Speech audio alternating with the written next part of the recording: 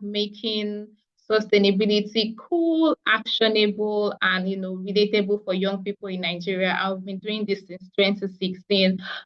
We focus on education for sustainable development. We do ecofeminism, community building, advocacy, circularity, and climate and mental health, which has brought us here today. Yeah. So like I was saying earlier, Anchor is a training series aimed to support mental health professionals in learning more about climate change and its connection with psychological well-being and our mental health. And Anchor is a collaboration between Saucy Vibes, Tele-Education for clinicians and leaders in Africa, Telca, and Project Echo. And Anchor is also funded by MDoc and Ashoka through the project Telcla. So I would just like to give a few notice. The session is being recorded so as to have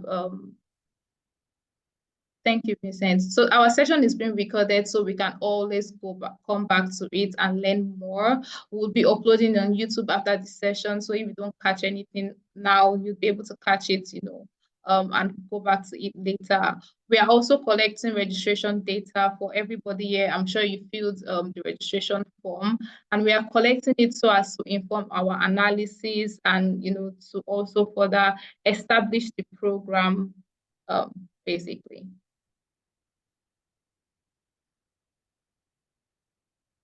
Yeah.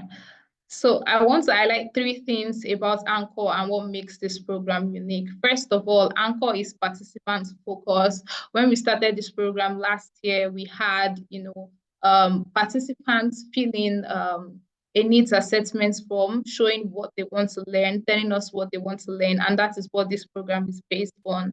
Another thing is case-based learning. During our programs, we have real-time case studies for people to learn more about action that is going on ground. So apart from the training you receive from our special trainers and subject matter experts, we would also have a case study presenter come talk about real-time case studies that is currently happening around climate change and mental health in Africa.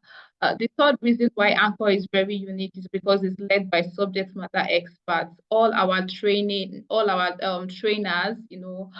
that have been part of our training sessions are experts in their particular field that aligns with the topic they are teaching in, and they are also from Africa. So the session is for Africans and by Africans, basically. Yeah, so these are some key participation tips that we need to take note of while we are part of this program.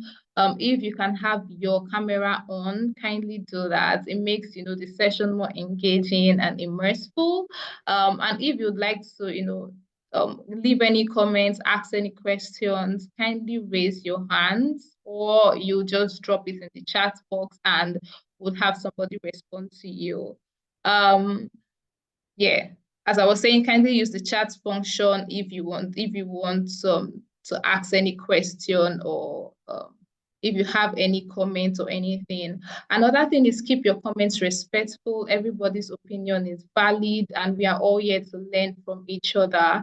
And we also have technical support. So if you're having any technical difficulties, you would see Oplekwa on the chat, so you can always reach out to him privately for anything that you need, and we'll definitely make sure to help you with that. Our agenda for today was Toss. I'm sure you can see that on your screen right now. So we are having the welcome and introduction first, which is what we are currently going through. After this, we'll go to our pre-quiz question, where we'll have a poll pop up on your screen, and we'll encourage you to answer the questions as best as you can. And after that, we'll have our first trainer come up, and then our second trainer come up. Then we'll have time for question and answers. So if during any of the trainer sessions you have any questions pop up for you, you can always jot it down in the comment box, or write it down and ask later. But yeah, we'll definitely make sure to attend to any questions that you have. After our question and answer session, we'll have the case presentation, then we'll have expert insights and recommendation from the case presentation, which is also an opportunity for you participants to share your comments, share your thoughts, and whatever recommendation you have on the session so far. After our case presentation, we'll have the post quiz, a reaction survey, announcements, and wrap up. So right now we'll be going into the pre-quiz question, and I'm going to start that from my end.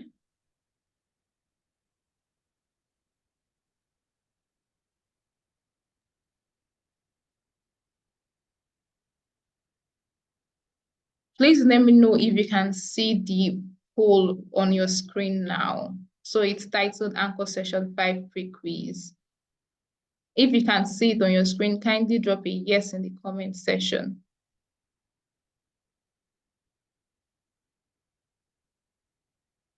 Yeah, thank you. Thank you, Okoyemi. So the poll consists of 7 questions that align with what we'll be learning today.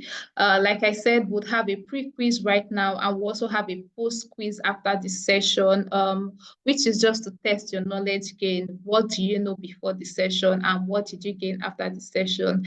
There are no penalties for the questions. Yes, there are right answers, but there are no penalties. It's just for us to understand where you've been before the session and your level of understanding after the session. So I'm waiting for you all to start. If you have any problem with filling the questions or you need clarity on anything, kindly drop that in the chat or raise your hands and then we'll attend to you on that. And when you are done, with the questions, just also drop a done in the chat box so we can celebrate you.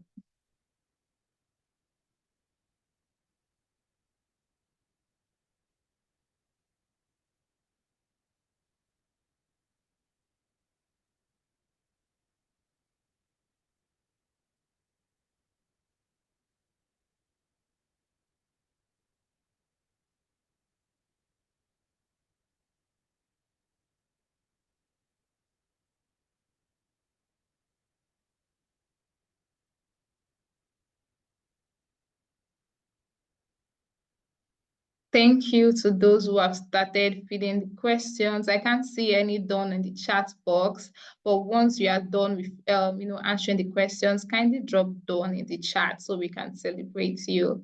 Would like for everybody on this call to have an attempt at the questions. We are using it to inform our data analysis after this session, to also help support other people who would like to learn about this in the future. So we would really love for you to answer these questions. Like I said earlier, there are no penalties. Yes, there are right answers, but there are no penalties, and it's just for us to understand our knowledge.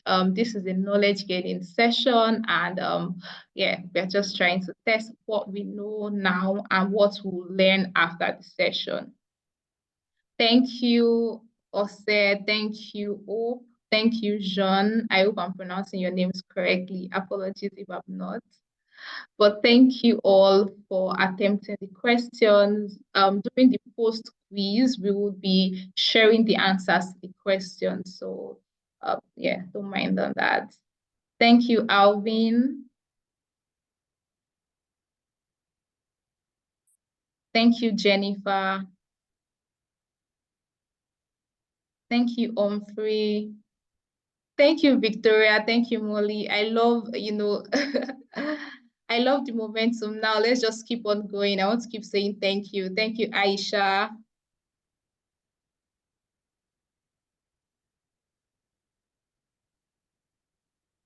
Thank you, Svetlana.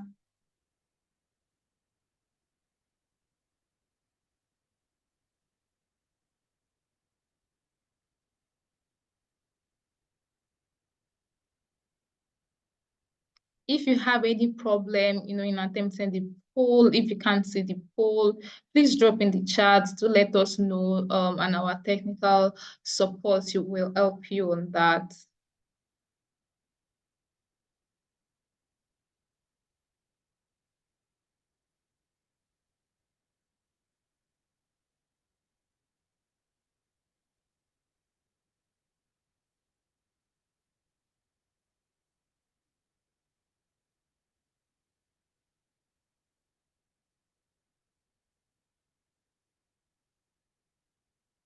Thank you all.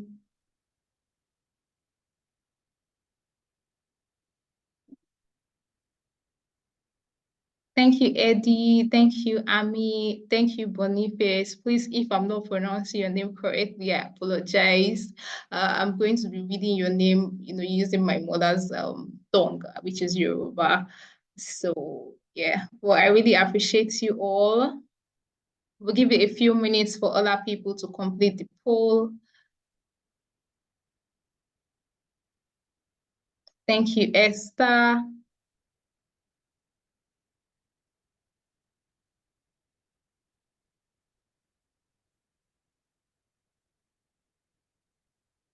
For those just joining us, you would see a poll on your screen, and this is our pre-quiz session, a sort of knowledge analysis session where we are trying to understand what we know, before our trainers come on board, and we'll have a post-quiz after this to also gauge what we've learned during the session. And this is just a way for us to understand, the knowledge gained during the session and how effective this session is for us as participants.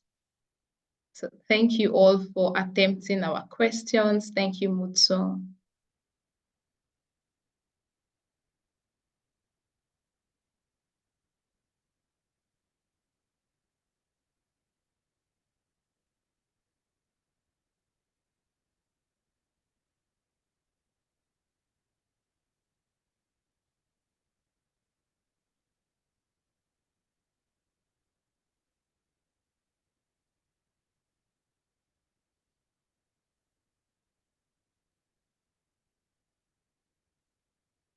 Thank you for attempting the session so far. We'll just give you a few more minutes. If you have any difficulties, please let us know. I'd like to see more people, take the poll. We are having like a very little percentage compared to the people on the call. So if you have any difficulties, if you can't see the poll, do please let us know. We'll be happy for you to attempt. Like I said, there are no penalties for taking the poll. It's just for us to understand our knowledge gained and what we know during, before, and after the session.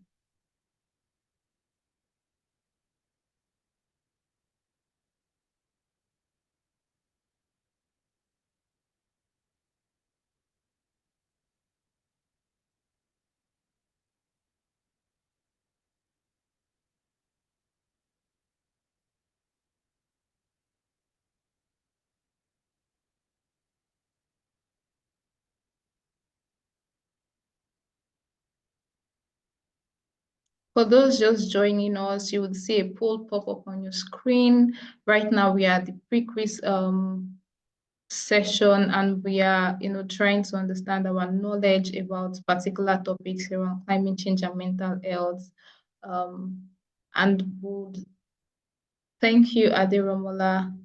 And we are doing this to understand your knowledge, of the topic before the question, and would have a post quiz to also test your knowledge after the question. And this would, help support our analysis of the session, and, also help us reach out to more people who, need access to this kind of information and knowledge. So we really appreciate you for taking your time and doing this with us.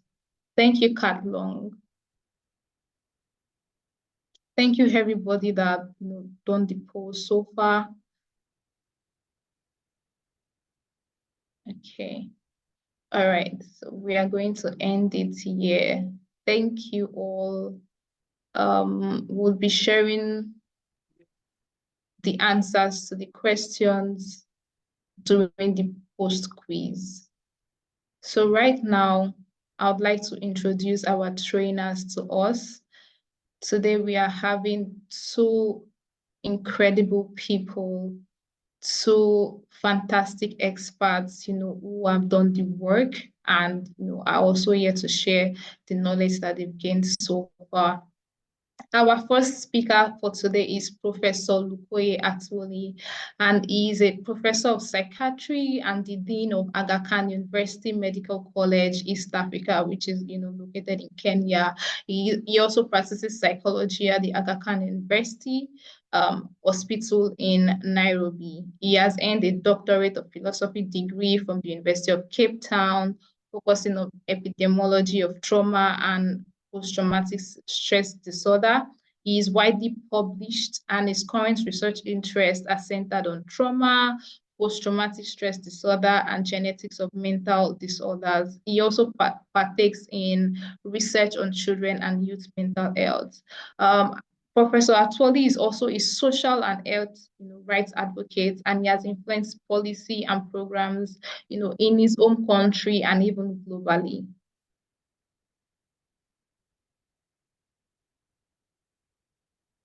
Our second speaker is Dr. Olasukomi Abib Okunla. And Dr. Olasukomi is an environmental management and sustainability expert with a strong interest in research, policy development, and teaching. He has over 10 years of experience in sub-Saharan Africa and other European countries. His research currently focuses on examining how individuals, communities, and cities respond to global climate change and their capacity for adaptation and transformation. His expertise lies in understanding the complex dynamics of environmental challenges and developing effective strategies to address them. Throughout his career, Dr. Okunola has also taken those various leadership roles, and he has been funded by several prestigious scholarships. Thank you so much, both of you, Dr. Okunola and Professor Atwoli. We really appreciate you for being here. Right about now, I'm going to be handing over to Professor Atwoli to start with this session. Thank you so much, sir. We are really honored to have you for this session. Thank you. Thank you very much. And thank you for inviting me to have this conversation with you. Firstly, I want to just say how happy I am that people in other spaces are now speaking about mental health and worrying about how to deal with mental health issues among people affected by various situations, events, and so on and so forth. So I'm very happy that everybody is now thinking about the mental health impacts, and in this case, about the climate crisis and how it affects our mental health and psychological status. Next slide. All right. So I'm just going to very briefly have a discussion around the climate crisis and how it has affected our mental health and how it continues to affect our mental health. Then I will pick a few considerations from that conversation and then look at the interventions that are available for us to deal with the mental health effects of the climate crisis. I've divided the interventions into 4 categories so that we can see the levels at which these interventions need to be carried out, beginning with programmatic interventions, those that are done at program level, and then interventions for events that happen suddenly, the acute events, and then the events that take a little longer, the subacute events, and interventions for long-lasting events that continue to affect people for many years. And so, just to begin with, this is a summary of everything that I could discuss about climate change and its possible mental health and psychosocial outcomes. It's derived from the paper cited at the bottom, Kovalan et al., published in 2022. So if you look at the left of the slide, you see the climate change-related hazards that we all know about, the things that immediately, when you think about them, you can see physical, psychological, and social impacts of those things. This includes situations of extreme heat, and we have areas where the temperatures have been rising over the years. We have flooding, and this is happening in more and more areas, some of which to experience floods, storms, different rain patterns that are coming out of season and so on. And for those who live along the coast, the rise in the sea level is one of those hazards that have been brought about by climate change. They have issues around droughts. which come when rains fail, there's crop failure, and people do not have sufficient food. And then we have wildfires that we have seen more and more of those in areas that sometimes this never used to happen. So those are the direct hazards that you can think about, some of which lead directly to possible adverse mental health and psychosocial outcomes. And then below that, we have the climate change related global environmental threats. So as a result of continuous happening of these hazards that we have just listed, then there are long-term or almost permanent effects on our ecosystem. This includes deforestation. So people are cutting down trees, changing the land use patterns, and there's loss of biodiversity as people specialize more and more on what they think are the foods that will provide more nutrition than traditionally. There are extinctions because of overuse and not replenishing whatever we get from the environment. There's pollution in the oceans. There's overfishing, repeated exposure to climate-related disasters. And this, again, in their own right, will then lead to other changes that might ultimately cause possible mental health and psychosocial outcomes. At the bottom of this slide, there are factors that we call vulnerability factors, some of which are linked to inequities. And beginning with health. So people who have chronic diseases would be more vulnerable to the changes that I have just listed compared to people who do not have chronic diseases. And so this increases their risk of developing illnesses. The same goes for people with physical disabilities and people with pre-existing mental health conditions. They are also at higher risk than people who do not have those problems. If you look at the socioeconomic framework, poverty is a huge problem for anyone, and in its own right increases the risk of mental health problems. But then in the context of climate change, it worsens this and makes people a lot more vulnerable. People who live in informal housing or precarious housing are also at increased risk, as are people who do not have meaningful work that pays where they earn a living wage. Then there are geographic considerations, factors, like people who live in conflict zones are additionally more vulnerable in the event of climate change. People who are in remote areas, hard to reach areas, like islands or isolated populations, people who live in dry areas, water-stressed zones, and areas that are prone to extreme weather events, that constitutes another set of vulnerabilities. Then there are demographic vulnerabilities, including age, people at the extremes of age, very young, very old, sex, so people, females in many areas are at higher risk of the impacts of climate change, but also of certain mental disorders. And then ethnicity, especially ethnic minorities, are at increased risk and are more vulnerable, as are people who were indigenous in a particular area that has been settled by other people as they keep being pushed away from their indigenous livelihoods. And then there are socio-political vulnerabilities. And again, the gender and gender-related issues come up. And then areas with political instability, again, this increases vulnerability. Displaced populations that are at increased risk, as are groups that are traditionally discriminated against. Now, if you look at those hazards and the threats and the vulnerability factors, through what mechanisms do they then cause the adverse mental health and psychosocial outcomes? Some of them would cause these changes directly, but many of them will go through certain pathways that we know. Some of those pathways are environmental, so we can think off the top of our head about air pollution, insufficient water quantities, but also poor quality water, food insecurity, ecological changes, as leading directly then to the possible mental health outcomes. But then there are also socioeconomic pathways, including loss of livelihoods as a result of these extreme weather events, loss of property or damage of property, loss of autonomy and control. So you lose your usual way of life and you become subject to the control of others. Conflict and violence, and we are seeing a lot of this erupting over competition for resources. And then inequities in their own right. People who are doing well are no longer doing as well as they used to do in the past. Then issues of forced migration, loss of personal important spaces, and so on. And then witnessing the changes and damage to landscapes and ecosystems are other things that would cause potential mental health negative outcomes.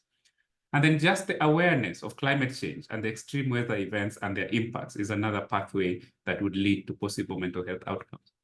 And then finally, what are those outcomes that we're talking about? And the outcomes run the entire range of mental health, beginning with the normal stress reactions. When exposed to these events, you would feel stressed. You would worry about what you need to do in order to take care of yourself and your family. And these are normal reactions, all the way to abnormal stress reactions, in which a person becomes so stressed that they are unable to do anything to support or help themselves. And then obviously some of these things will strain social relationships. So broken marriages and people sometimes withdrawing from society and so on. And then they can also cause mental health conditions like anxiety, depression, trauma and stress-related conditions, and they can exacerbate pre-existing mental illnesses, including chronic psychotic illnesses, mood disorders, and so on. And then there's a sense of helplessness that is built into people who experience these extreme climate-related events, helplessness, fear, and grief, sometimes rising to the point of somebody becoming suicidal. And we've seen increasing suicides in areas, for instance, where farmers have lost their livelihood and they do not know what to do for a living. It increases also the risk of alcohol and substance use. And we have seen this in many of the areas that are affected by climate change related problems.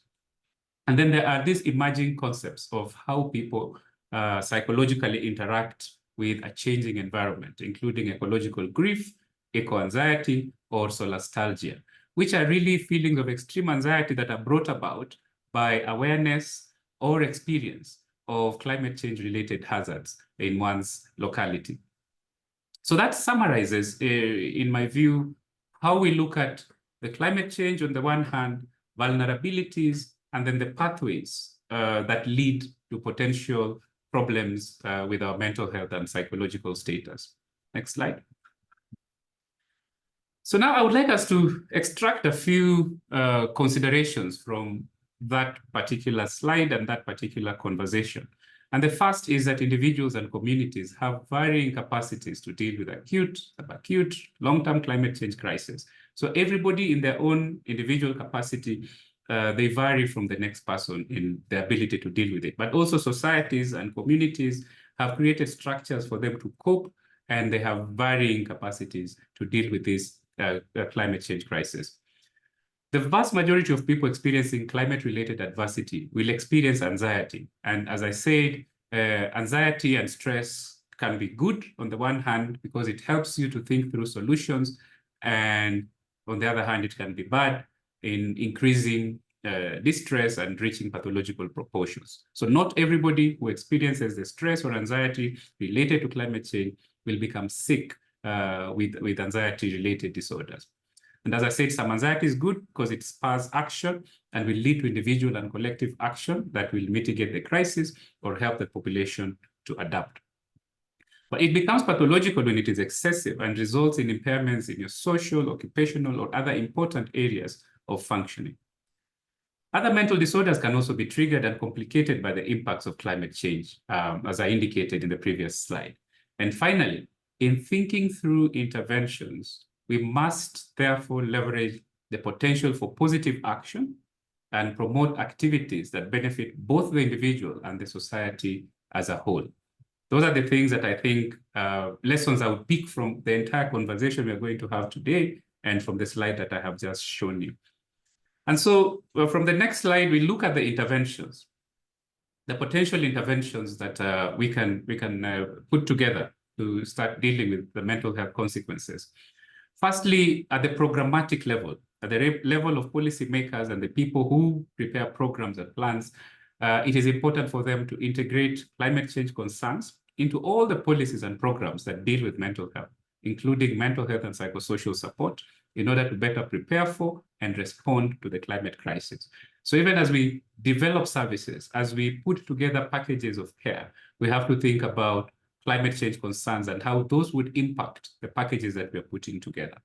And conversely, we also have to integrate mental health and psychosocial support within policies and programs that deal with climate change and health, because the two go hand in hand. So as we think about mitigation, adaptation, and limiting the impacts of climate change, we have to build mental health and psychosocial support within those policies, within those plans, and within those programs.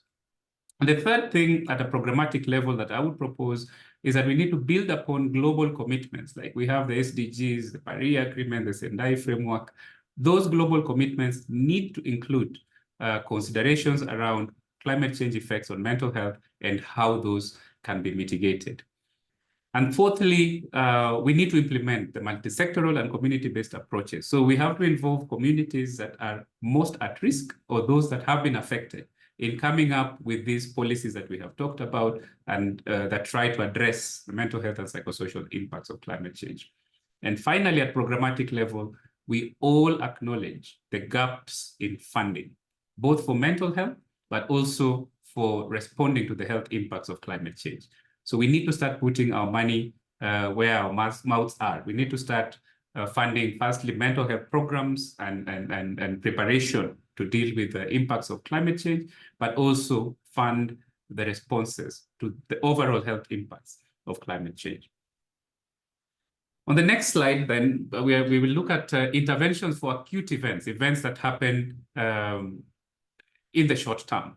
And for this one, first thing, again, is we have to be prepared. We have to plan, we have to prepare, and develop and implement effective and sustainable programs and practices for monitoring and treating mental health problems and strengthening resilience. So we have to start even before these events happen in strengthening those communities so that when something happens, people are better able to take care of their mental health.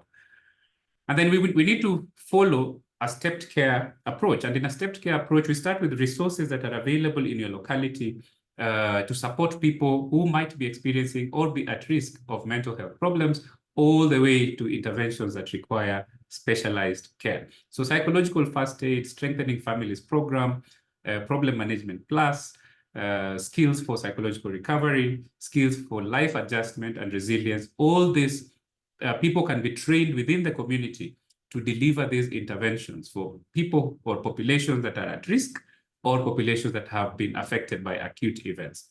And then for those who develop clinically significant symptoms, other psychotherapies can be implemented, including trauma-focused cognitive behavioral therapy, cognitive processing therapy, narrative exposure therapy, and so on and so forth. So all this would then need to be delivered by a trained provider of psychological therapies. And so training is key. Even in the preparatory stage or in the immediate aftermath of an acute event, the responders have to be trained, right from the community first responders to the specialized first responders who come to help deal with the crisis, all the way to those who would be in specialized institutions providing care for survivors. Next, I'm going to look at subacute events. These are events that take a little longer, not events that, so for instance, people who get affected by flooding and they have to move away from the areas where they live, or people who have long-term droughts and they have to, find other ways of dealing, of getting a livelihood. So in addition to those interventions that we have listed for the acute events, you need to develop specialized services to prevent and manage at-risk populations. So for instance, people with pre-existing mental illness whom we saw are at increased risk of the impacts of climate change, we need to develop services and ensure that they're available for them even during a crisis, that they are able to access services. Farmers in drought-affected areas, for instance, we need to have programs to help them deal with the psychological impacts of the changes that are causing them not to be able to get harvest, but also to think about how to help them regain their livelihoods and so on and so forth. So there are many programs that have been designed for this, some of which are in the paper that I have listed at the bottom of this slide. But they are rooted in mitigation and adaptation. So advocacy is an important intervention because it not only helps people to develop programs to prevent future problems, but it also helps those that are doing the advocacy to feel like they're doing something and they're having supporting themselves from a mental health perspective. And on the next slide, then, I will talk about interventions for long-term crisis or long-term climate-related event. And again, here, giving information so that people know that this is something that will be ongoing, this is something that is long-term. People need that information in a language and formulation that takes into consideration their differing capacities for handling feelings of stress and anxiety. So communicating the crisis as though this is the end of the world and there's nothing that we can do is obviously the wrong way of communicating it. Communicating it in a way of these are the events that are happening and these are the interventions that we can put in place in order to minimize the harm that these events are causing would be a better way of communicating, both to individuals and to communities. Secondly, we need to also promote the mental health benefits of environmental conservation. When people do something in nature, we know that there are positive mental health outcomes for this. If they have been shown to reduce stress, improve sleep, and also improve physical well-being, which promotes mental well-being as well. And finally, we have to think about the elements of positive mental health impacts of climate change itself. That because we're becoming more and more aware of the impacts of climate change on us as humans who share this planet together, this awareness of our shared humanity is a positive outcome of some of these crises. It increases also connectedness because we can see that we're all vulnerable to the same things, and the small differences that we have among ourselves become insignificant when we face the bigger problem of climate change and how it's affecting us. Many people who get involved in this work then experience more compassion and more altruistic, and some of them experience positive growth even after acute traumatic events or the subacute events that cause them to change how they live their lives. So I will end it there and thank you very much, and hope that during the question and answer, I can address some of the issues in more detail from the participants. So thank you very much. Yeah. Thank you so much, sir. Your session was very insightful. Due to our time, I would pass it straight on to Dr. Olasukomi to go ahead with his session. Welcome, Dr. Olasukomi. The floor is yours. Yeah, thank you very much for giving me a wonderful opportunity to actually be part of this topical issue. And many thanks to the first speaker who has actually gave excellent insight on the climate change related hazard, vulnerability, pathways, and of course, interventions for this topical issue. So today, we'll be talking about evidence-based interventions to address the psychological effect of climate crisis. Please, next slide. So while we commonly associate the climate crisis with environmental concerns, it is crucial to recognize the significant psychological toll it takes on our well-being. So in light of these growing concerns, researchers, practitioners have been working diligently to explore interventions that can effectively address the psychological impact of the climate crisis. Today, we will delve into prominent approaches that have gained considerable attention, that is evidence-based interventions. So throughout this presentation, we will explore the effectiveness of these interventions and their potential applicability in addressing the psychological effect of the climate crisis. So next slide. So over the years, researchers, as I said, have worked assiduously to actually unravel various coping and adaptation measures for some of these psychological effect that comes as a result of climate crisis. So the first I will be talking about, sorry. Okay. Okay. Can you hear me? Loud and clear. Yes, we can hear you. Yes. Okay. So yeah, so I will be talking about various interventions that have been well documented in the literature. So the first I will be talking about today has to do with climate education and awareness. So this has to do with providing education and raising awareness about climate change and its psychological impact. and how they can help individuals develop an understanding of the issues and cope better with the associated emotions. This can include educational campaigns, workshops, and of course, community-based programs. So literature have also reviewed that there's what we call cognitive behavioral therapy.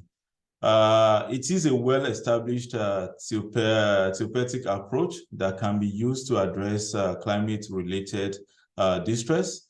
It helps individuals identify and challenge negative thought patterns and, of course, develop adaptive coping strategies. The cognitive behavioral therapy can be effective in managing anxiety, depression, and other psychological symptoms related to the climate crisis. So another coping measures that have been able to identify in literature has to do with what they call ecotherapy and nature-based interventions. Talking about nature-based interventions such as ecotherapy or nature-based therapy can be beneficial for individuals experiencing climate-related distress. These interventions involve spending time in nature, engaging in activities like gardening, hiking, or nature conservations. Some of the methods which I'll be discussing in my recent case study. Nature has a calming and restorative effect on mental well-being, and these interventions can help individuals reconnect with the natural world and find solace. Then it has also been established in the literature that community engagement and support helps a lot when for people that are actually dealing with psychological impact of climate crisis. Building strong social connections and engaging in collective actions can provide a sense of belonging, purpose, and of course, empowerment. It's participating in community-based climate initiative or support groups allows individuals to connect with like-minded people, share experiences, and of course, find support in addressing psychological impact of climate crisis. Then it has also been observed in the literature that mindfulness and meditation can help solve the issue of psychological impact of climate crisis. Mindfulness practices and meditation can help individuals cultivate present moment awareness, reduce stress, and enhance emotional resilience. Engaging in mindfulness-based intervention can provide individuals with tools to manage climate-related distress and promote overall well-being. Then climate-informed therapy can help, can also help in help people that have been affected by climate crisis. Then, of course, another one is advocacy and action. So next slide, where I'll be talking about my recent experience in Germany and of course, Nigeria. So in 2021, there was a major flood issue in Europe, which affected Germany and some other European countries. And of course, Nigeria also had its own share in 2022, whereby about 33 states, if I'm not mistaken, were affected by the flood event. And as a result, I embarked upon recovery efforts. And when we talk about recovery efforts, we are not only talking about the physical recovery now, we are talking about the economic, we are talking about the psychological recovery as well, and which made me to actually embark on this particular research. Just a brief analogy about what actually happened in Germany. It was recorded that about 222 fatalities, and of course, substantial damage to houses, roads, communications, infrastructure, and other critical infrastructure. And presently, there's an ongoing research which actually looking at the recovery aspects and how people are actually bouncing back better after the major flood event. And based on this study, it was revealed that approximately about 28% of the people affected experienced post syndrome. So, and of course, after the flood event, it was reported that 20% of those affected seek professional help. And of course, seeking professional help here in Germany involves government interventions, non-governmental organizations, faith-based organizations like the churches played crucial role in helping people that have actually reported themselves that they are having one or two psychological trauma after the unfortunate flood events in 2021. And of course, there were also community activities that actually helped as a powerful avenue for rebuilding and, of course, restoring areas affected by the climate crisis. These were done by engaging in collective efforts. Communities communities that were affected, they came up together to rebuild infrastructure, provide support to affected individuals, and of course, foster a sense of unity and resilience. Then it was also reported that the creation of green spaces and parks in areas affected by flood led by government has proven to be an effective strategy in promoting healing and well-being of people that are psychologically affected. These green spaces offer retreat for individuals to reconnect with nature, find solace, and engage in activities that promote physical and mental health. Then, of course, physical activities such as hiking and other outdoor recreational pursuits have become popular ways here in Germany for people to cope with psychological effect of the climate crisis. Typical example of what actually happened in 2021. So engaging in physical activities in natural environment not only provides opportunity for exercise and relaxation, but also allows individuals to connect with healing power of nature. So the next slide we will be talking about, next slide, please. So as far as Nigeria is concerned, data have it that 2.8 million people were significantly affected by the flood, and 2 million people have either fled or evacuated from high-risk areas, the areas that are affected. So there's, based on the information that I have, there is currently no official report or documenting cases of mental health as a result of the flood event of 2021. However, interviews I conducted revealed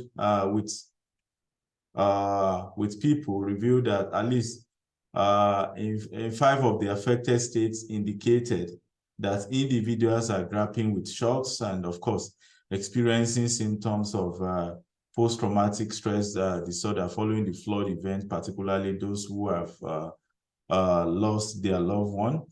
And one of the issues that I'll be discussing is the issue of non-reporting, because people knows that they are psychologically depressed. I could remember vividly, I talked to one woman who lost 3 of her children in one day. The first thing she did was to relocate from that particular region, and of course, in in Nigeria, and of course, this might also be applicable to other African countries. So in a situation whereby you lost three of your children in a day, so she was advised to actually relocate from that place. And of course, I remember my interaction with her. She stated that, and for now, she's going to the church, pray, and of course, seek the help of pastors to pray for her. And of course, the government are also doing one or two things. But so why am I saying this is that this woman did not officially report that she is battling with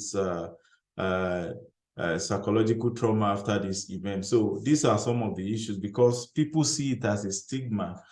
And of course, this is not only common to Nigeria or even Africa. It is a phenomenon that has been widely reported in literature and of course all over the world. Next slide. So based on these two distinct case study, the question is also, what can African countries learn from Germany? So I will start from, I have about 5 thematic areas that I believe that we can learn from how things are done here in Germany. So the first one I call is strengthening mental health support. So this it is crucial to actually emphasize the importance of mental health support, and of course encourage individuals to seek professional help. So awareness campaigns should be promoted to reduce the stigma associated with mental health issues. Of course, collaborations among governments, non-governmental organizations, and of course, religious institutions can ensure the provision of accessible, culturally sensitive mental health services. So the second thematic area which I actually recommend is comprehensive data collection and reporting, where I was talking about the issue of Germany. So we had it in record of the total percentage of people that were affected, and they reported. So robust data collection and reporting systems should be established to assess the mental health impact of flood events. These data should include information on mental health symptoms, prevalence, and of course, treatment-seeking behaviors. So by utilizing this data, policymakers can develop effective strategies, allocate, of course, resources appropriately, and implement targeted interventions. And the third thematic component, which I actually recommend that we Africans can learn from how things are done here. So though things are not as smooth as it is, as we perceive it here, of course, the local residents are still also complaining, but we can learn from community-based approach by encouraging community engagement in the recovery, community activities and initiatives can help rebuild affected areas, foster social cohesion, and of course, enhance resilience, involving religious institutions, community leaders, and local organizations in providing support and addressing mental health needs can significantly contribute to community-based approaches. Then another lesson we can learn as African is creation of green spaces and parks. Prioritizing the development of green spaces and parks in flood-affected areas is very essential, has proven to be essential in Germany. These natural environments provide opportunities for relaxation, physical activities, and of course, social interaction, promoting well-being, and of course, mental resilience. The fifth and the last thematic lesson we can learn from how things were done are still doing here is promotion of physical activities. Encouraging individuals to engage in physical activities as a coping mechanism is very beneficial.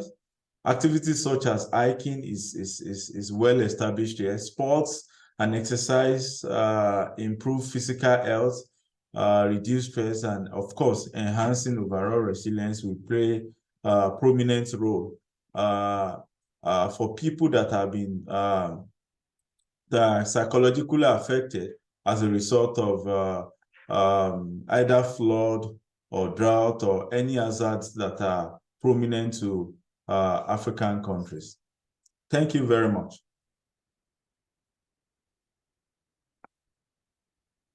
Thank you so much, Dr. Olasikomi, and thank you so much, Professor Lukoye.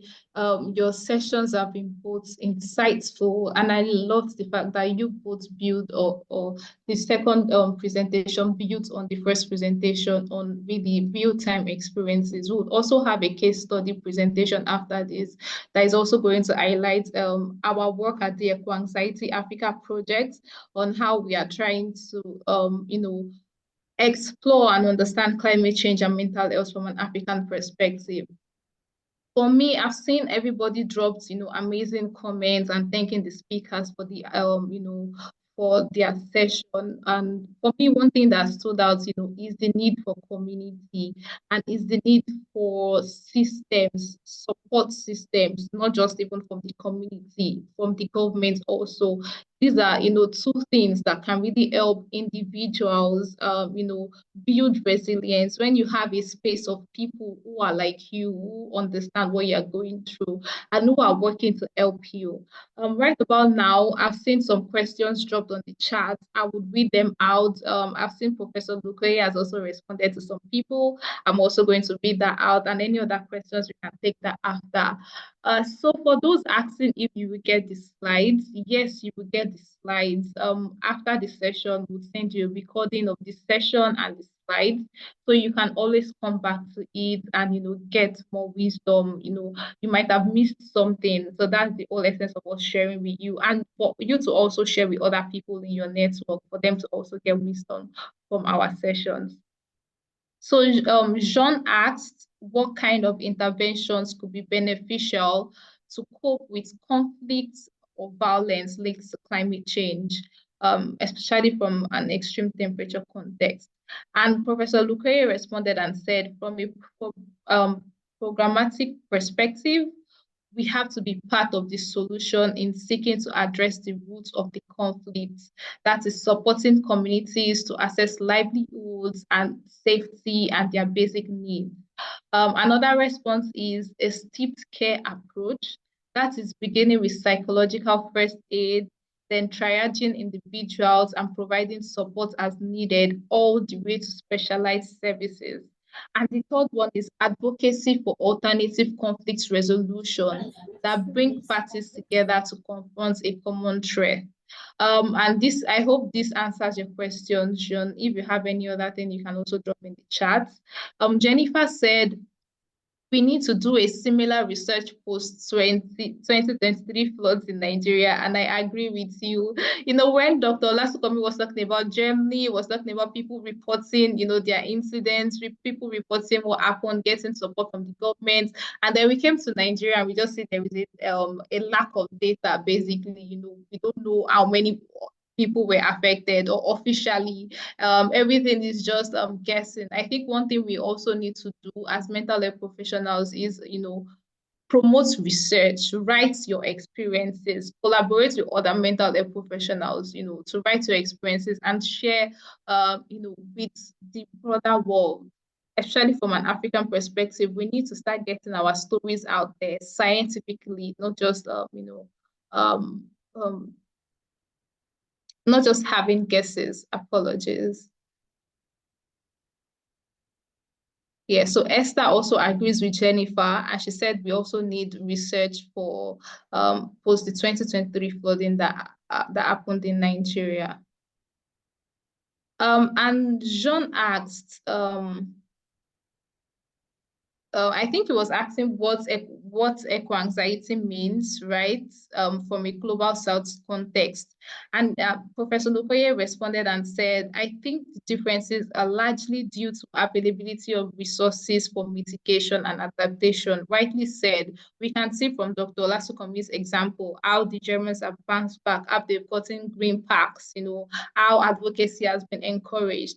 And here, in Africa, might be the other way around. Individuals will have to try to support themselves, even in the midst of other economic challenges, political challenges, and all things like that. So continuing his response, he said the individual level symptoms will be the same, but what we do when we experience the symptoms will be determined by our social, economic, and political realities. Rightly said, Professor. Yeah. And Lucy said, hi, Professor. I'm very impressed by your presentation. You mentioned many psychological interventions. However, I'm wondering if there is any research or proof of concepts on integration of interpersonal psychotherapy for groups in climate change. And Professor Lukoya responded and he said, IPT has been used to help people with a variety of symptoms, including those that might arise after climate change events, such as PTSD and depression. The group format is particularly useful in events of mass disasters that affect whole communities, where individualized care might be impractical, even though there are many people in need. Wow, thank you so much. I definitely learned something from that response too. Yes. Okoyemi says, I agree, community is key. It takes a village. Okay, and then Emmanuel asked, can we say wars are factors of climate change? I think that's what you're trying to ask there. Right. I don't know if Dr. Olasukomi or Professor Lukoye would like to take this. He said, can we say wars are factors of climate change? I think war is a form of conflict, and conflicts have been there for as long as humans have been organized into societies. And changes that affect people's access to resources exacerbate pre-existing conflict or create new conflicts. So war is a symptom of something underlying that is creating conflict, and people choose to deal with whatever it is by fighting among themselves. So it's just one of the ways that people choose to deal with the conflicts, including conflicts related to access to resources, which have been limited sometimes by climate change events or by other events in that particular community. So war is just one of the ways that groups decide to use to deal with the outcomes of difficulty accessing resources or exacerbating pre-existing conflict. Thank you very much for your response. Okay, I will just read this last comment and then we can go into the case study presentation so as to keep up with our time. So Caleb here says, thanks for your lectures, sirs. I relate directly with the flood scenario, but mine was a personal experience. As a kid, I lost friends due to crisis in Plateau State, and it has really led some strain on my mental state. But thank God for migration, because I left the environment and I gradually understood myself back. I'm so sorry to hear that you had to go through that, Caleb. That must have been very difficult. I can't imagine, what you must have experienced. Well, I'm happy you are in a better place now. And that is what we hope for other people who are currently experiencing this kind of situations. For mental health professionals to really understand the intersectionality between, climate change, even politics and other socioeconomic factors that are really affecting people's mental health, and creating solutions and interventions that will address these challenges together, and not just highlighting one thing from that. Right about now, I would like to invite our case study presenter, Svetlana. Thank you. So Svetlana is the project director at TIP, and she'll be speaking on our work at TIP and how we are trying to, create interventions for people from an African perspective. Over to you, Svetlana. Thank you so much, Ayo. Hello, everyone, and thank you for joining this call. And thank you again to our wonderful speakers for the breadth of insight that you've shared. So my name is Svetlana, and I'm the project lead for TEEP. So TEEP has existed for 2 years now, and I think as a team, we're really grateful for the impactful work that we've been able to do and the progress that continues to be made. Next slide, please. So TEEP is a climate change and mental health intervention, and it was launched to truly understand and validate the feelings of eco-anxiety and environmental related emotions in Africans. We want to truly engage young people in necessary conversations about climate change and mental health and push forward innovative research that takes eco-anxiety seriously. And so far, TEEP has been able to include African voices on the global stage. Next slide, please. So as this slide shows, at TEEP, we focus on research, space making, community action, and climate-aware psychotherapy. And today, I'm going to talk about 2 projects that we've done that really reflect our message, our mission here. Next slide, please. So the first is CCM. So TEEP has been a part of Connect Climate Minds research initiative, and it aims to explore that intersection of climate change and mental health. So the goal for this project is to produce an inclusive research agenda, which will bring people together and align them on the research and action that we need to take as climate change and mental health becomes an emerging field. So to inform this agenda at TEEP, we conducted 3 youth dialogues. So one was a virtual dialogue, which was our global one. And then we had one in Port Harcourt in Nigeria, and then in India. And basically we brought young people together to hear their thoughts on how climate events have been affecting their mental health. And also how they want to be involved in research and the actions they're currently taking. So we've analyzed what they've said and their lived experience, and we've inform that into our agenda, which we have now submitted. And another deliverable we will give them is a youth declaration document, and that will show how young people are trying to thrive in a constantly changing climate. And moving forward, we hope that it will really, in the future, inform policy, inform the way that we look at young people in conversations of climate change and mental health. Next slide, please. So another project I'm going to talk about is Zen Cafe. And what was great is that our first Zen Cafe session took place last Saturday, and it went really well. So Zen Cafe is a conversation style gathering where we bring young Nigerian people together to really talk about climate change and the impact it's had on their mental health. And really what we want to do is create a community where people feel safe to have these conversations and also realize that no one is alone in those feelings. And what action can we take collectively together to move forward and make things better for ourselves. In both CCM and Zen Cafe, at the heart of it is community, and it's about hearing the stories and the feelings of people in the global south and making sure that we're involved in future conversations about climate action on the global stage. Next slide, please. So here are some projects that we've done at TEEP so far. So we have done our Climate Elders campaign, where we shared the wisdom of 7 climate elders in hopes that sharing that intergenerational wisdom will help future climate leaders. We also have done a West Africa climate mental health research anchor, like this session today, panel session, and Connect Climate Minds and policy workshops on mental health and climate change in Lagos. So here are some of the things that we've learned so far and what we've heard from the community since launching TEEP.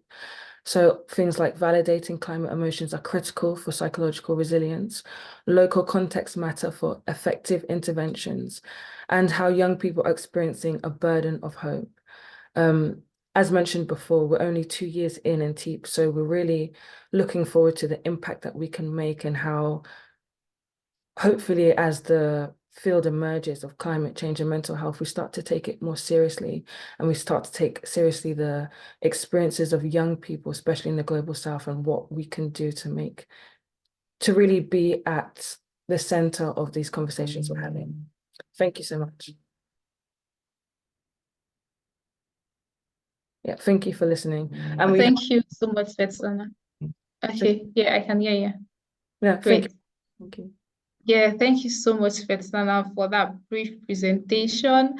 While Svetlana was speaking, we have some other comments in the chat. And yeah, Emmanuel says, my main concern is about weapons and machineries used during the war. Professor Atwoli responded that said, yes, wars can also be drivers of climate change by damaging ecosystems and causing displacement. Jennifer says, I reckon that most wars often lead to environmental degradation, such as deforestation, pollution, and others. It is safe to say climate change can lead to conflict wars as described by Prof, and in turn, conflict wars can contribute to climate change. So it's a circle, basically. And this drives me to one thing our speaker said during our last session, one of our speakers, and he said mental health professionals could also be advocates. So as mental health professionals, we're in these sessions, we are beginning to see things that are popping up in our local context. We can always speak out, reach out to people, advocate, join policy, and try to drive change in whatever way we can. So apart from, psychosocial support we can offer to individuals and communities, we can also be advocates for change, in our communities. Um, Okay, so there is another comment here. Jean says, what about to politicize these interventions? Not only advocacy, the political profession needs also awareness. And Professor says, engaging the politicians and introducing political consequences for actions or negative actions are powerful advocacy strategies indeed, which just, builds on what I said, on trying to be advocates, in whatever way we can. So apart from focusing on mental health, we can, or if we see politics is one way that drives, environmental degradation in our communities, we can also hold our politician accountable. And it just starts from one person who is talking about it. Action starts from one person. And that is why we are here, having representatives from different communities for you to, be enlightened, raise your consciousness on these problems, so you can go back to your community and drive change. Okay. Jean says politicians need an emergency treatment. I agree with you, definitely. Okay, I think there is a question from Ami here, and it says, is trust in government also taken into account while researching, working on climate anxiety? I can imagine that if you don't trust your own government, you are even more afraid of negative consequences. I'd like to see if Dr. Olasukomi has any opinion, about what Ami just said. Can you repeat the question? Oh, so they say, is trust in government also taken into account when researching, working on climate anxiety? I can imagine that if you don't trust your own government, you are even more afraid of negative consequences. Yeah, thank you very much. Trust play crucial role. So basically, based on previous interventions that have been implemented by government, that will go a long way in influencing how the people or communities that have been affected by climate crisis trust the government. Take, for instance, I still keep citing the example of Germany. So after the 2021 flood event, people were contacted by various municipalities to document how they have been impacted by the flood. And as a result, people documented this. And there's one thing that comes to mind here. After documenting their complaints and everything, it was sent, and few weeks, maybe 2 weeks, although people complained about the time, but the bottom line of argument is that, okay, the government were still able to respond to their needs. But in Nigeria or other African countries, especially South Africa, Nigeria, have conducted studies there. there's always this issue of trust and mistrust between government and and people in the communities. I remember my last visit to one of these coastal communities in Lagos. They said that after the flood event in 2022, the National Emergency Management Agency and the State Emergency Management Agency visited the communities, and they did what they call assessment. And the essence of conducting assessment is to know the level of impact of the disasters, and everything, the data were collected. As we speak, because I'm still in touch with the people in the communities, nothing has been said by the government after the assessment, after the data and everything. So this goes a long way in building trust or mistrust in people. And even when I visited some of these communities, what they told me was that, are you representing government or what? I said, I'm a researcher. Because if you are representing government, we are not going to allow you to come into our communities. Enough of taking cameras and collecting data without anything. That shows that people have lost confidence. They have lost trust in government. So trust play key roles in this. Thank you. Yeah, thank you very much for that response, Dr. Olakisukomi. And even Professor Lukoye has also echoed your thoughts in the chat box. Yeah, even for me as a young person currently in Nigeria, it is so hard to trust the government, seeing that for things that are going on at the moment, there are no effective interventions. So what is going to happen to us during the future? Or if we want to go into that topic, I don't think we'll leave here on time. So next up for us is our post survey. So if you were on this call earlier, you will know that we had a pre-survey of 7 questions where we just asked, questions about the topic that we've spoken about today, and questions that came up from our speaker's presentation. Right now, we'll still have okay. So right now we'll have the post quiz, which is the set of the same questions, but we want to understand, your knowledge gain. Earlier, you hadn't listened to our speakers, you haven't gained knowledge, you haven't discussed, and now we've already done all that. So we'd like to understand, do you understand the topic better? And that is why we are having the post quiz. I'm coming to be on your screen right about now.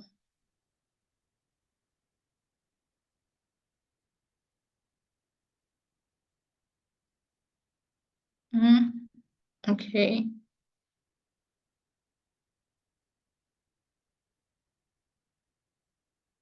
Can anybody see the poll now?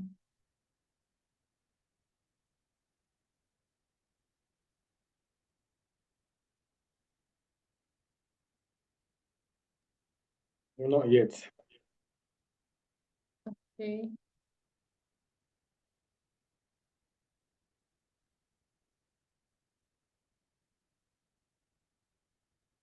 If you are able to start it from your end, that would be lovely.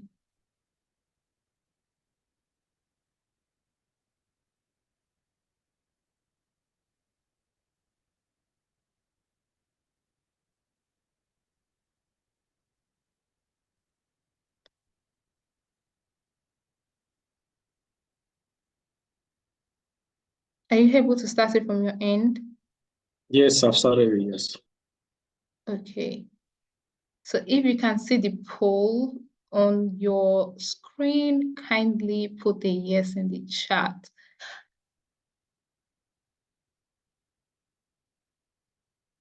And like we did earlier, thank you, Benjamin. Would like everybody to answer the questions. Like I said, there are no penalties. It's just for us to understand the knowledge gain.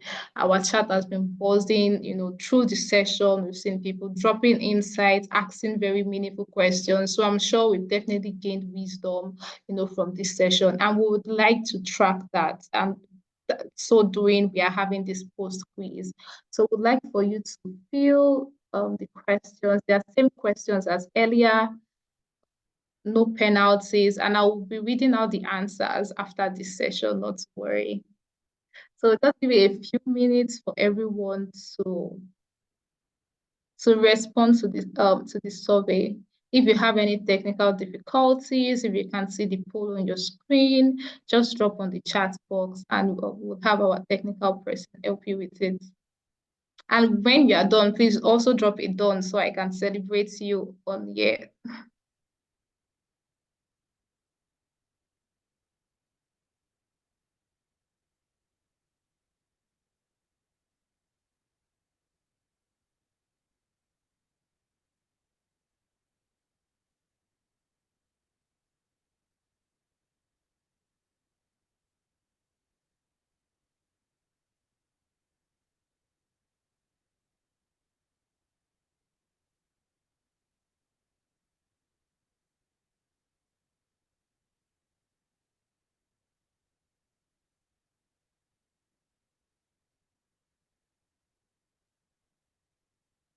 Thank you, Jennifer. Thank you, Jean. I hope you took the poll before you left. Thank you. Yes, we'll be having another session next month. That will be our final session. Yeah, so would love to have you. I will definitely be sharing more details about the session in the coming weeks. We are also happy to have you here. No penalties for the questions. Please just do it to the best of your knowledge. I'm sure we are definitely going to get all the answers correctly. Just by listening to our trainers and from the insightful questions we've had so far. I've only seen done from Jennifer. Please, I'd like to see more dons in the comment section.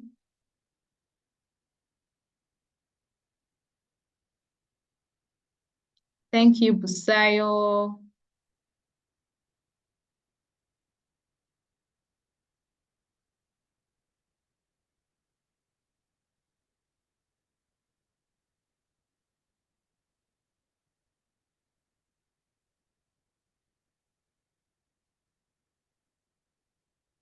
Thank you, Molly. Thank you, Ose. Thank you, Emma Linda. Thank you, Zelnadia. I hope I'm pronouncing your names correctly. Please pardon me. I'm speaking using my mother's tongue. Thank you, Svetlana.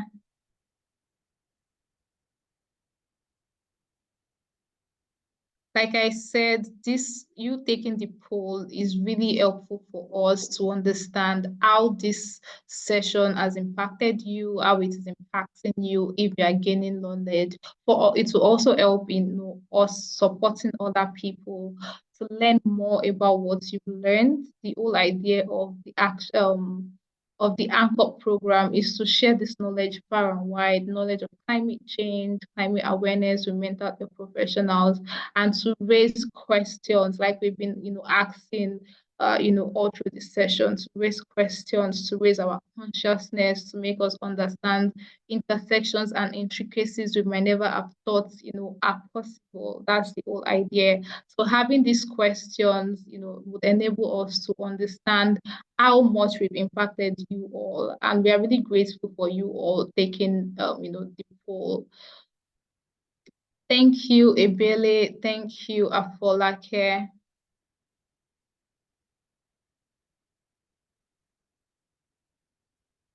Thank you, Olaide. Thank you, Esther.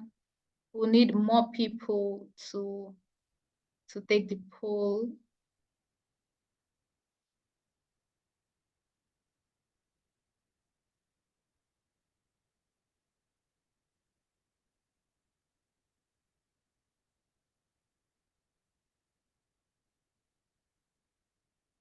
Thank you all. Esther says she can't access the poll. Okay, Esther, if you're using your phone or your computer, any device, you see 3 dots. With your computer, you see more beneath the dots.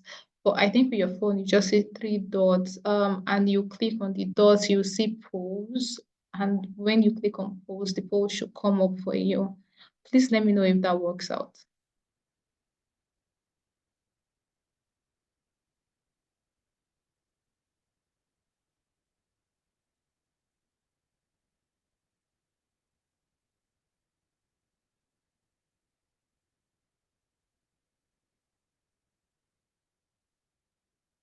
Thank you, Adiromola. Thank you, Caleb. Esther, I hope my instructions were helpful. You would see 3 dots, and when you click on that, you would see poll. And when you also click on poll, the poll should come up for you, whether you are using a mobile device or a computer. Thank you, Boniface.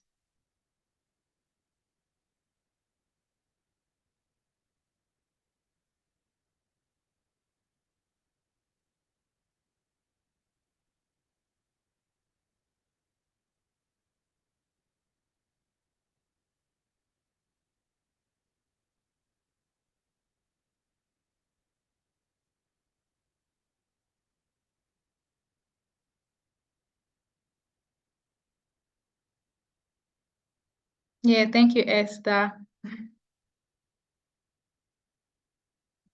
So we'll give it a few for everybody to fill in the poll. If you haven't filled it yet, we have like 60 more seconds.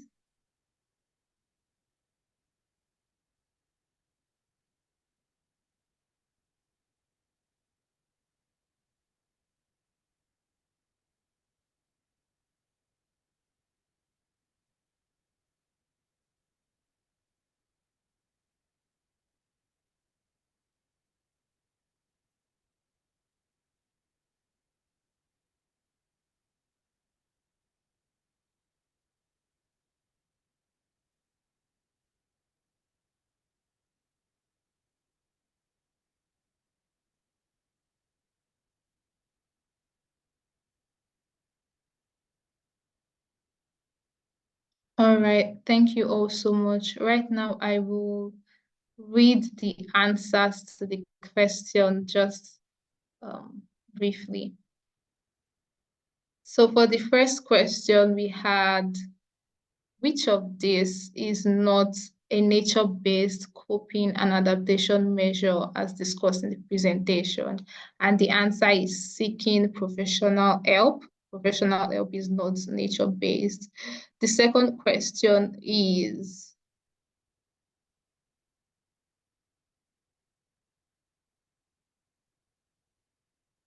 the primary goal of integrating climate change concerns into mental health policies and programs is to prepare for and respond to mental health impacts of climate change.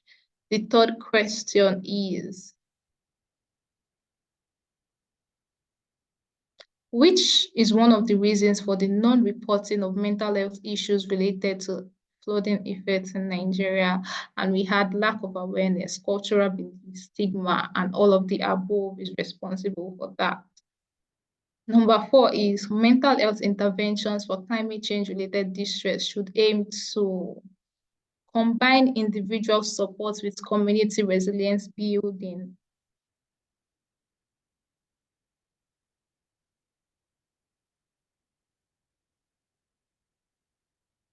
Okay, so the sixth one is, what percentage of populations in Germany experience symptoms of post-traumatic stress disorder? And the answer is 28%.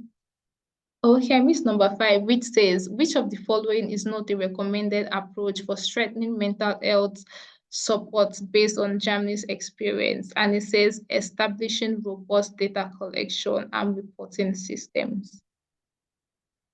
The last one is, eco-anxiety can be a force for positive action, and the answer for that is sometimes. Yes, it can. Thank you all for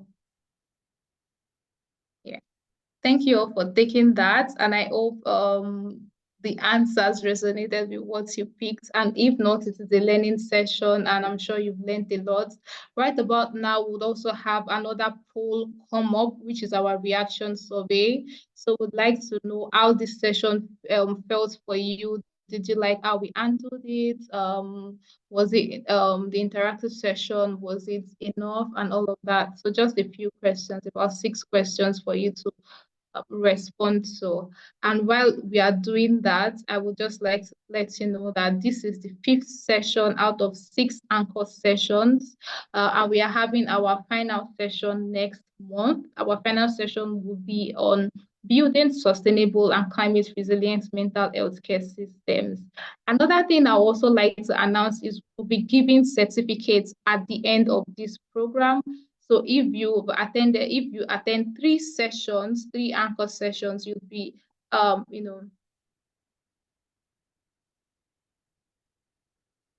apologies. So if you attend 3 anchor sessions, you'll be liable to receive a certificate from us. So you've joined this. I'm sure I've seen all your familiar faces. And joining the last session will also cement that for you. So if you attend 3 sessions and you can show proof of that, no, this is the 5th session. Our last session is coming up next month.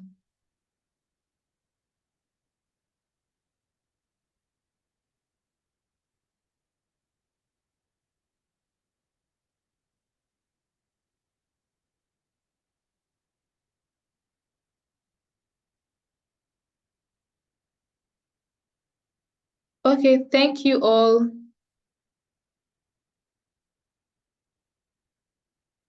Thank you. Hi, Alvin. Yes, you're liable to get a certificate if you can show proof that you watch, one of our sessions on YouTube. All our sessions are on YouTube. You would be able to, once you can show proof of that, of being in 2 physical sessions and then showing proof of joining or listening into 1 session online, that could work out. So Benjamin, yes, you can join our 6th session next month and also send proof of, listening into any of our previous sessions, and that will work out. We'll send you an email with all the details you would need to get a certificate, the slides for this session, link for next session, and this present recording. I'm going to round up now. I'm thanking you all for joining our session and staying till now. We are about 7 minutes over time. We really appreciate you all for being here and taking your time to be part of this. We also appreciate our trainers, for taking their time to share from their wisdom, around climate change, mental health, and the work that they've been doing. It has been really insightful and impactful. I'm sure I speak for everybody on this session. When I say thank you, we deeply, deeply appreciate you, and we are truly honored, for you being a part of this. Thank you also to our participants for taking your time and for staying up till now. We are like 7 minutes above. So thank you for, staying after the time. Thank you all. We really appreciate you. And we hope to see you in our next session, which will be coming up in February. We'll be talking about sustainable healthcare systems.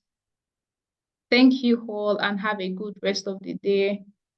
Thank you. Bye-bye. Bye. Thank you, Bye. everyone.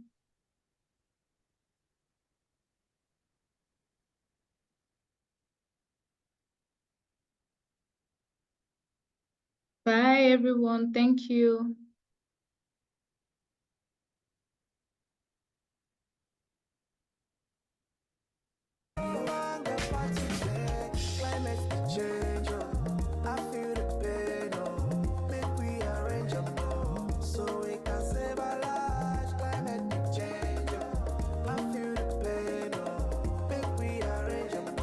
So